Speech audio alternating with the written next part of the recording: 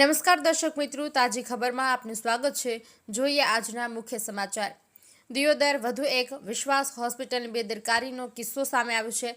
પ્રસૂતિ દરમિયાન સગર્ભા મહિલાને પૂરતી સારવાર ન મળતા મહિલાને પાટણ હોસ્પિટલ લઈ જવાઈ। પ્રસૂતિ દરમિયાન ડોક્ટર હાજર ન હતા પરિવારજનોનું એવું કહેવું છે।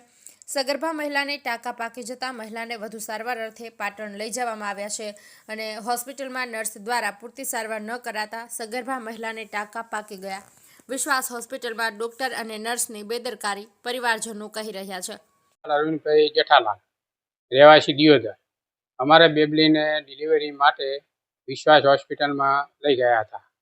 ત્યાં લઈ ગયા એટલે ડૉક્ટરે તપાસ કરી અને કીધું કે આજે ડિલિવરી થઈ જાય છે। બરાબર, નોર્મલ ડિલિવરીની અમે રિક્વેસ્ટ કરી હતી, પણ એમાં ડિલિવરી વખતે પછી ડૉક્ટર હાજર નહોતા અને નર્સો હાજર હતી। નર્સો ડૉક્ટર મશ્કરી કરતી ડૉક્ટરો નર્સો ભાઈ ડિલિવરીઓ કરાવતી હતી। બરાબર, અને ડિલિવરી કરાવી પછી એને ટોકા આવ્યા, એ ટોકા 2 દિવસમાં પાકી જાય એટલે એને થઈ ગઈ તકલીફ। બરાબર, એટલે અમે બીજી વખત પણ બતાવવા ગયા, એટલે કે એ તો કે મટી જાય છે, ચિંતા ના કરજો, દવા આવશે।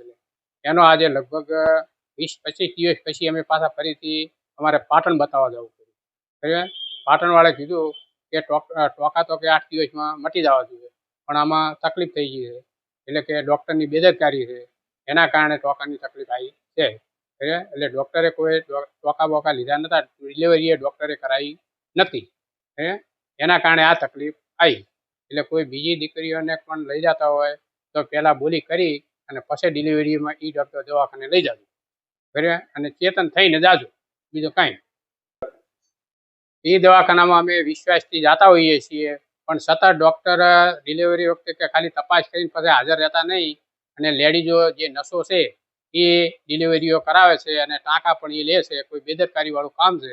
બરાબર, અને જો કાંઈ પણ થયું હોય તો મારી બીબલીને તો એની જવાબદારી કોણ લો? છતાં અમે પાટણ અમારે બતાવવું પડ્યું, પાટણ જઈને દવા લાવવી પડી, ત્યારે એને તકલીફ મટી થોડી।